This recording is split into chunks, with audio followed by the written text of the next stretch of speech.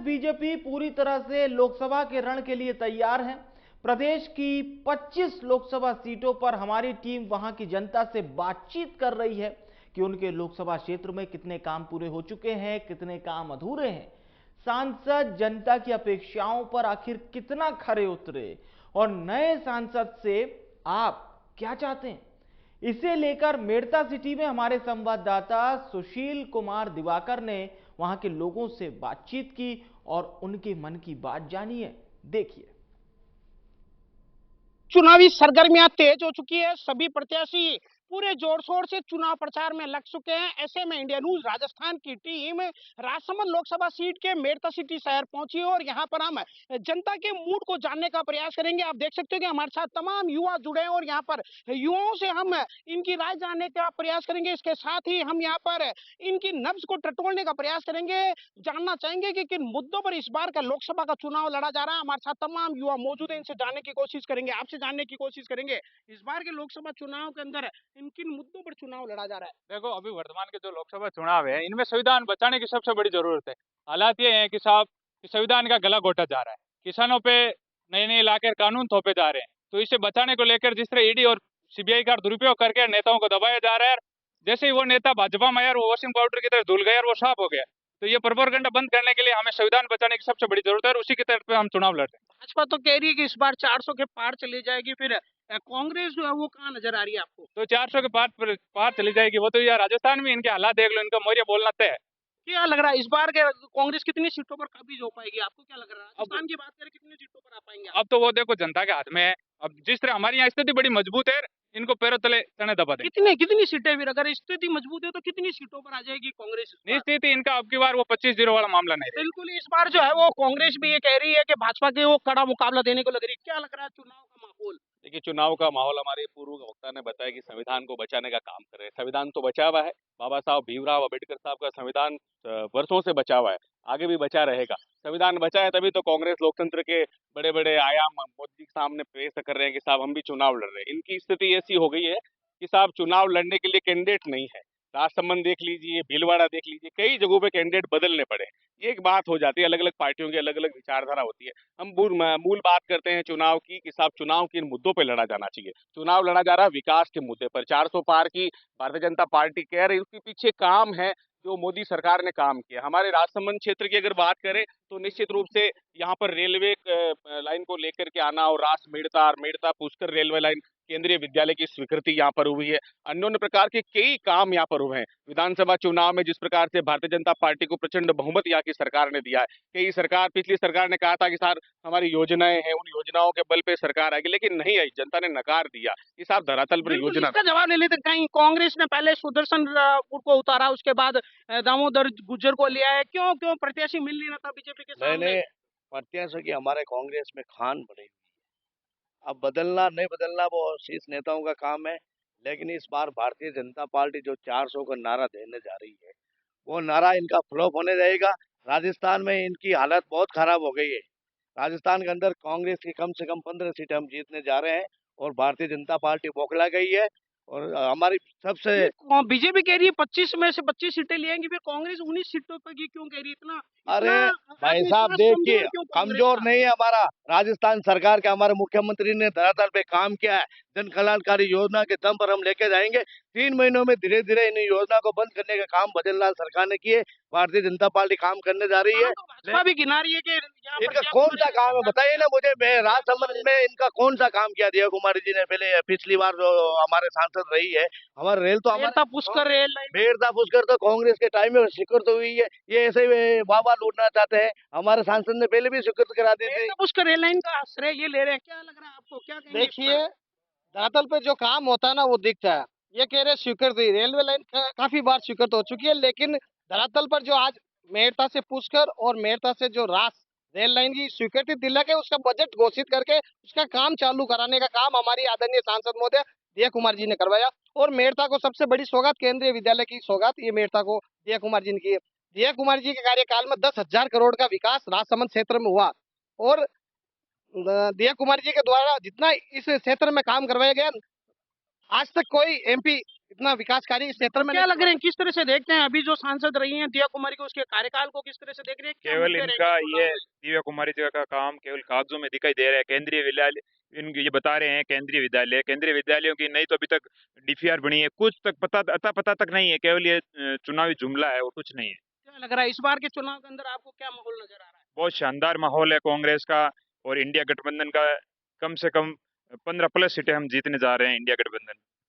भाजपा तो दावा कर रही है इस बार जो है वो 25 की 25 सीटों पर काबिज होगी। क्या लग रहा है चुनाव के अंदर भाजपा जिस जोर शोर से अपने दावे और वादे करी उन पर खरी उतर पाएगी? वो तो डेफिनेट जीतेंगे, अब की बार हैट्रिक लगाएंगे। पिछले 10 सालों में 25 की 25 सीटें जीते हैं, इस बार ही 25 की 25 सीटें जीतेंगे। हमारे पास विकास के मुद्दे हैं, जैसे अनगिनत मुद्दे हैं, प्रधानमंत्री किसान निधि, प्रधानमंत्री आवास योजना। हम तो धरातल पर जो योजना लाते हैं उन पे वोट मांगते हैं, बाकी कांग्रेस की तरह बेखाओं में आके वोट योजना और विकास के मुद्दे पर इस बार जो है वो भाजपा चुनाव मैदान में, आपको क्या लग रहा है जनता ने क्या मन बनाया और कांग्रेस कितना जो है वो मुकाबला कर पा रही है इस बार जो है वो भाजपा से? ये पहले तो ये जो बातें कर रहे हैं संविधान को हटाने की, कई सांसद इनके ये बयान दे चुके हैं कि जब हमारा 400 पार होगा, 400 पार मुझे इनकी सीटें तो नहीं लग रही है। हाँ, पेट्रोल और डीजल ये जो है 400 पार चला जाएगा इस बार अगर ये सत्ता में आए तो। महंगाई के मुद्दे पर क्या कहोगे आप? महंगाई के मुद्दे पर ये आरोप लगा रहे हैं कि महंगाई बढ़ी है बीजेपी के राज में। नहीं तो कांग्रेस का राज था 5 साल में, पेट्रोल 5 साल में सबसे पूरे इंडिया में सबसे महंगा राजस्थान में था इनके राज में। नहीं, और इनके ढूंढते मंत्री गुजरात से तेल बढ़ाते यहाँ आते थे, इनको पूछो क्यों नहीं बढ़ाए थे। क्या केवल कहेंगे इस पूरे मुद्दे ये पर? जो सरकार है बीजेपी की, एक बंदे के लिए काम पेट्रोल में करती पूछो इनको, गुजरात में है, एक बढ़ाते थे। बंदे के लिए काम करती है, अडानी के लिए। अडानी जम्मू कश्मीर में 370 धारा हटाई, उसका जो के भाग है वो लागू किया गया, जिसमें ये हुआ था बड़े उद्योगपतियों की पार्टी है भाजपा, लगातार आरोप लगातार रहती है भाई कांग्रेस का। कांग्रेस राज में कांग्रेस से जितने बड़े लीडर है उन्होंने चुनाव लड़ने से मना कर दिया, हम नहीं लड़ते। लास्ट में ब्राह्मण को दिया नहीं, सीपी जो थी तो यहाँ से वहाँ भेजा, उनको वहाँ से यहाँ ला रहे हैं, ये आपस में डाल रहे हैं। इनको जो स्कूटी मिली है वो अशोक जी गहलोत नहीं मैंने नहीं ली है, ये तो जो लोग नहीं दी नहीं बिठाने को। हमारे साथ तमाम लोग हैं, आपसे जानना चाहेंगे मुद्दों की राजनीति कहीं ना कहीं इस चुनाव में गायब होती हुई नजर आ रही है। लोग सड़क, पानी, बिजली के मुद्दों से कहीं दूर हटते हुए यहाँ पर जो है वो जुमलों पर जा रहे हैं, तो किस तरह से देखते हैं इस बार के चुनाव को अंदर? देखिए 2014 के बाद में इस देश की दशा कहाँ जा रही है, आपके चैनल के माध्यम से देश की जनता और राजसमंद की जनता से मैं कहना चाहता हूँ कि 2014 से पहले देश कहाँ था और 2024 में कहाँ है। विकास की कोई बात नहीं की जा रही है, जाति धर्म भाई भाई को लड़ाया जा रहा है, क्षेत्रवाद में बांटे जा रहे हैं। इसलिए आज जो देश के हालात है, महंगाई चरम पर है। गृहिणी से पूछे उसकी रसोई का क्या हाल है, पेट्रोल क्या हाल है। 70 रुपया में मिलता था 2014 में, आज 105 के पार है। इसलिए महंगाई, कांग्रेस कहीं ना रोजगार देने की बात की थी 2 लाख, लेकिन कहाँ है? यहाँ बैठे आपके चैनल के माध्यम से एक ही युवा कोई बता सकता है कि मेरे परिवार में या मेरे गांव में, मेरे क्षेत्र में एक युवाओं को केंद्र की नौकरी मिली है। इसलिए भारतीय जनता पार्टी सिर्फ दिखावे की राजनीति करती है और आज जो हालात बने हैं देश के, इसलिए वो उन हालातों से निकलकर आने वाले समय में इस लोकसभा चुनाव में एनडीए की सरकार बनेगी। क्या लग रहा है इस बार का जो चुनाव आ रहा है उसमें कितने कांग्रेस की सीटें मानते हैं आप? आप बताइए, भारतीय जनता पार्टी का 10 साल में केंद्र का राज है और वो 400 पार का नारा क्यों दे रहे हैं भैया? क्यों 400 क्यों? आप 500 ही दे लो ना, कौन रोक रहा है आपको? इनकी जमीन खिसक चुकी है और आने वाले समय में भी 4 जून को जब देश का रिजल्ट आएगा तो इस देश में इंडिया गठबंधन की सरकार बनेगी। प्रधानमंत्री बनेंगे तो ये तो पूछिए, कौन मायावती बनेगी, राहुल गांधी बनेगा या सोनिया गांधी बनेगी? चेहरा नहीं है, चेहरा नहीं है कांग्रेस के पास, चेहरा नहीं है कांग्रेस के पास, मेरी चेहरा बात नहीं में है। बिल्कुल चेहरा है। अगर ये 400 पार हो रहे हैं तो क्यों ये ईडी के द्वारा धमकाकर कांग्रेस के नेताओं को अपने अंदर शामिल करने की कोशिश कर रहे हैं? हजारों नेताओं को उन्होंने ईडी का, अभी इलेक्ट्रोल बॉन्ड का जो घोटाला सामने आया है, मैं कहता हूँ विश्व का सबसे बड़ा घोटाला है। लेकिन जिस दिन इसकी जांच होगी, जो भी गुनाहगार है जेल में जाएंगे। इन्होंने इलेक्ट्रोल बॉन्ड के नाम पर महा घोटाला किया था। पहले एक स्पॉन्सर पकड़ के लेके आए थे अन्ना हजारे को 2014 में लोकपाल बनाने के लिए। आज अन्ना हजारे क्वारंटाइन हुआ पड़ा है, पता नहीं वो कहाँ है। आज भी युवा उसको ढूंढ रहा है। कुछ भी नहीं हुआ, इलेक्ट्रोल बॉन्ड के नाम पर घोटाला किया। जो कंपनी उनका कहना नहीं मानती थी उनके घर पे ईडी भेजी जाती थी और दूसरे दिन वापस से लगातार यहाँ पर जो है वो भाजपा जो है वो लगातार कांग्रेस पर हमलावर है और वहीं कांग्रेस के जो कार्यकर्ता है वो लगातार जो है वो हमला बोल रहे हैं। 2009 में कांग्रेस के यहाँ पर गोपाल सिंह शेखावत जो है वो परिसमन के बाद यहाँ पर सत्ता पर काबिज होते और उसके बाद धीरे धीरे ये सीट जो है वो बीजेपी ने ले ली है। किस तरह से देखते हैं इस बार के लोकसभा चुनाव के अंदर? इस बार भारतीय जनता पार्टी की प्रत्याशी महिमा जी कम से कम ज़्यादा नहीं दे सब पिछली बार की तरह ही 5 लाख वोटों से ज़्यादा से जीतेगी और ये 100% जीत है, इसमें कोई कमी नहीं रहेगी कि कार्यकर्ताओं का भारी उत्साह है और इसी विषय में यही कहना है। बिल्कुल लगातार यहाँ पर लोग पूरे बेबाकी के साथ अपनी बात को रख रहे हैं। रामा साहब, तमाम युवा मौजूद है, युवाओं से जानने की कोशिश करेंगे कि इस बार के लोकसभा चुनाव के अंदर किस तरह के जो रुझान लगे जा रहे हैं आपको। लगातार जो है वो भ्रष्टाचार के आरोप आप लोगों को लगाते आ रहे हैं, लेकिन कांग्रेस जो है वो एक मजबूत विपक्ष की भूमिका में कभी नजर नहीं आई। महंगाई के, किसानों के जो मुद्दे हैं उनको उठाने में कहीं न कहीं नाकाब रही। इस बारे में आप क्या कहेंगे? देखो, कांग्रेस लगातार बड़ी मजबूती से विपक्ष की भूमिका निभा रही है। किसानों के आंदोलन को ले लो, उसमें कांग्रेस सबसे आगे है। इन्होंने कहा था युवाओं को रोजगार देंगे और प्रतिवर्ष 2 करोड़ रोजगार देंगे। सब 2 करोड़ देकर 2 लाख दे देते ना, वही बड़ी बात होती है। आज रेलवे के हालात ये हैं कि रेलवे में भर्तियां नहीं आ रही है। युवा फिर क्यों जनता हर बार जो है वो पूर्ण बहुमत के साथ जो है वो बीजेपी को चुन रही है? अगर इस तरह से अगर जनता के हालात है तो फिर क्यों हर बार चुनाव के अंदर बीजेपी जो है वो इतने दमखम के साथ आ रही है? 2 बार गुमराह करके ये जीत गए थे। अब की बार इनको असली पता चल जाएगा, ये युवा और किसान की चोट पड़ेगी ना, तो उसमें इनकी असलियत सामने आ जाएगी। बड़ी मजबूती से अब की बार इंडिया गठबंधन जीत रहा है और निश्चित ही जो युवाओं को रोजगार नहीं मिल रहा है, किसानों को उनकी हक नहीं मिल रहा है, उनका जवाब इनको इस चुनाव में युवाओं को रोजगार नहीं मिल रहा है, किसानों के साथ भी लगातार जो है वो उनका गुस्सा देखने को मिला। क्या कहेंगे इस पूरे मुद्दे पर? किसान सम्मान निधि हो या एमएसपी हो, किसान अगर खुश नहीं होता तो भारतीय जनता पार्टी की विधानसभा में सरकार नहीं बनती। सबसे बड़ा उदाहरण यह है। क्या बीजेपी को वोट देने वाला किसान नहीं होता है? क्या बीजेपी की सरकार बनाने वाला स्थानीय किसान नहीं है, युवा नहीं है? क्या केवल कांग्रेस को वोट देने वाले युवा और किसान होता है? उसके बाद अगर बड़े मुद्दे की बात करें, धारा 370 जो देश के ऊपर कलंक था, उसको मिटाने का काम इस देश के गृह मंत्री और प्रधानमंत्री ने किया है। हमारे क्षेत्र की अगर बात करें तो निश्चित रूप से केवी विद्यालय, उसकी काफी स्थिति क्लियर हो चुकी है, स्थान भी चिन्हित हो चुके हैं। बरगलाने की बातें अलग हो सकती है। रेलवे के रूप में कहा जाता था बजट हर बार पारित होता है। कभी कभी इस देश के अंदर हमने देखा मेड़ता पुष्कर रेल लाइन के लिए 1 रुपए का बजट भी कांग्रेस के शासन में हुआ है, लेकिन इस बार समय बंद किया है कि साहब 2 साल के अंदर रेल इन पटरियों पर चलनी चाहिए। ये वर्तमान सरकार की बात है। राम मंदिर का बड़ा मुद्दा, राम हमारी आस्था का केंद्र है। उठते बैठते सोते जागते जिन राम को हम याद करते हैं, हमारी कई पीढ़ियां खप गई है, उन राम जी का मंदिर नहीं बना। इस सरकार के रहते हुए, सरकार की मनस्थिति और मजबूत मनोबल के चलते ही सरकार ने राम मंदिर के मार्ग को प्रसिद्ध किया। माननीय न्यायालय ने इस मार्ग को और आसान किया। हम न्यायालय का हमेशा सम्मान करते हैं, लेकिन सरकार की मनोदशा, सरकार की मनस्थिति के कारण ही राम मंदिर, धारा 370, तमाम दावे बीजेपी करी, फिर कांग्रेस मानने को तैयार क्यों नहीं? ये सुप्रीम कोर्ट का आदेश के बाद राम मंदिर बना है। राम मंदिर हर गांव में बना हुआ, हर गली में बना हुआ, गांव में बना हुआ, शहर में बना हुआ, और राम हमारा आस्था का केंद्र है। हम मानते हैं राम मंदिर बना, हर गली में बना है, हर गली में राम मंदिर बना है, लेकिन जिस स्थान पर राम जी का जन्म हुआ है, उस स्थान पर राम मंदिर बनना चाहिए था। 500 सालों तक इंतजार किया, सब जगह बने हुए राम, लेकिन कौन से वो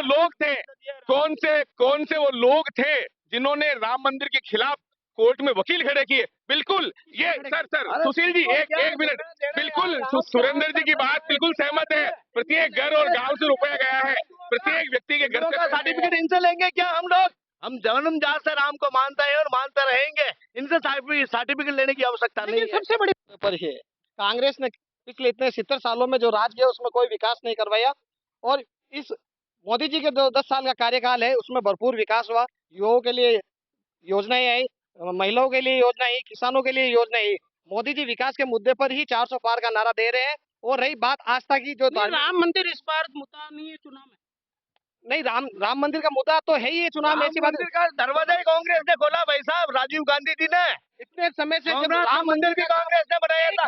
इन्हें लोग रखा क्या हिंदुओं का? हिंदुओं के सर्टिफिकेट आपको ये बात इसलिए कहने को, ये बात आपको ताला राजीव गांधी ने खोला था, राम मंदिर। इतने साल इनको राम याद नहीं आए, जब मंदिर बन गया है तो इन्होंने बोल दिया कि साहब राजीव गांधी।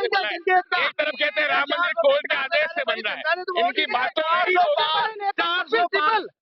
लोग हमारे साथ मौजूद है, बातों के लायक रहेंगे। राम मंदिर, धारा 370 कितना इस बार के चुनाव के अंदर ये जो मुद्दा है वो कितना प्रभावी रहने वाला, आपको क्या लगता है? कोई मुद्दा प्रभावी नहीं रहेगा। राम जी सबके हैं, सब लोग राम जी को मानते हैं। इनका राम जी के नाम पर ये बरगलाने चाहते हैं, ये जनता बहुत समझदार है। युवा इनके खून के आंसू रो रहे हैं, उन युवाओं को पूछो कि असलियत क्या है। एक भी भर्ती नहीं हुई रेलवे की, और नहीं युवाओं को रोजगार नहीं मिल रहा है, और राम मंदिर के मुद्दे पर बीजेपी पहली बात तो मुस्लिम भाइयों के लिए ट्रिपल तलाक जो है वो इन्होंने बीजेपी ने दिया था। ये जितना अत्याचार होता था ट्रिपल तलाक पे बीजेपी ने दिया था, ये ना। दूसरी बार अमृत योजना तक सब जितने रेलवे हैं सब मैंने अच्छे बन रहे हैं, ये ना रोजगार मिल रहा है, अग्निवीर में एडमिट हो गए। कांग्रेस ने रोजगार और युवाओं की बात की थी क्या? हमारे देखिए राजस्थान के अंदर लोकप्रिय मुख्यमंत्री माननीय अशोक गहलोत ने कितने रोजगार खोले हैं। क्यों चली अरे भाई अगर ये काम करवाते धरातल पे तो इनकी सरकार आती। अरे इनकी हालत लोकसभा में बदली होने जा रही है। भ्रष्टाचार किया, युवाओं के साथ कुठारघात किया, पेपर लीक किए, जिसमें इनके सारे बड़े बड़े नेता मिले हुए, ये सब लोग और भी हमारे साथ मौजूद है। आज जो लोग हैं, गरीब आदमी जब हॉस्पिटल में जाता है तब अशोक गहलोत की और अशोक गहलोत के सरकार की याद आती है। उसको पर्ची के भी पैसे ले जाने नहीं पड़ते थे। आज इन्होंने वो योजना बंद कर दी बिल्कुल, और काम कुछ करना नहीं है, धर्म के नाम पर लोगों को। ऐसी कोई योजना नहीं हमारी सरकार ने, ऐसी कोई उसको थोड़ा सक्षम रूप से योजना दे। उनकी योजना में घोटाला था, उस योजना को राम मंदिर ये दे रहे ना, हम राजधानी बुलाया एमिट, राजधानी बुलाया तो एमिट राम मंदिर में दानियाल को बुलाया क्यों नहीं रही है, क्यों नहीं रहे? इनको पूछो राजधानी आपको पूछ के जाएंगे क्या मंदिर में? हमारा बाबा आस्था का मंदिर है, इनको जाएंगे, इनको पूछ कर नहीं जाएंगे मंदिर में। इस बार के चुनाव के अंदर आपको क्या लग रहा है, कांग्रेस का इस बार के चुनाव के अंदर आपको क्या लग रहा है? राजस्थान में कितनी सीटों पर? राजस्थान के अंदर हम 15 सीटें जीतने जा रहे हैं लोकसभा की। इनकी हालत नहीं, कोटा में खराब, जोधपुर में, बाड़मेर में, और इधर राजसमंद में, और इधर बांसवाड़ा में इनका नंबर ही नहीं लगने वाला।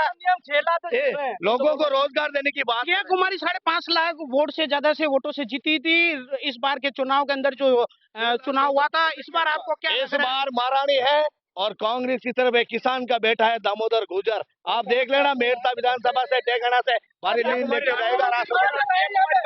कितना आश्वस्त है इस बार के चुनाव को लेकर? कितना क्या लग रहा है भाजपा की? इस बार अपने 6 लाख वोटों से हमें महिमा जी जीतेंगे, और इनके पास कोई मुद्दा ही नहीं। हम तो ये बोल रहे हैं राम मंदिर के खिलाफ वकील किसने खड़े किए? वो कांग्रेस सरकार ने खड़े किए। बाकी ये बोल रहे हैं सर्टिफिकेट की इसकी जरूरत ही नहीं है, हमें देने। आप ये बताइए कांग्रेस सरकार मंदिर रुकाने के बीजेपी 25 साल हारी,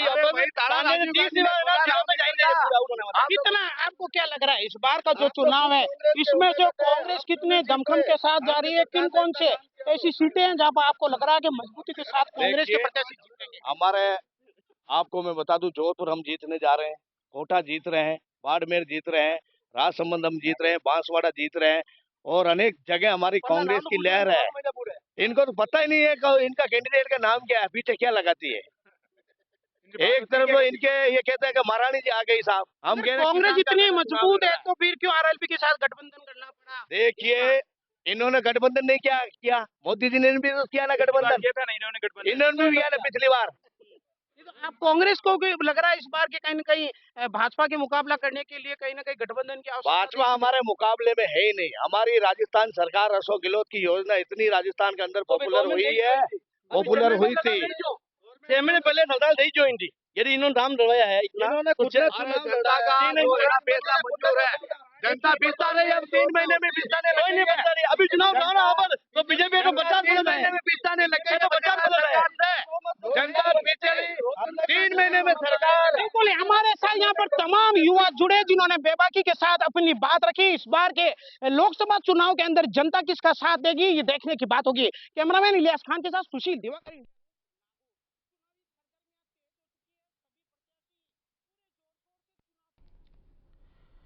तो मेरठा सिटी से हमारी एक खास पेशकश आप देख रहे थे, जिसमें हमने आपको बताया वहां की जनता आखिर क्या सोचती है। इसी तरह की एक और शानदार रिपोर्ट के साथ एक बार फिर से हाजिर होंगे। फिलहाल यहां रुकेंगे एक छोटे से ब्रेक के लिए।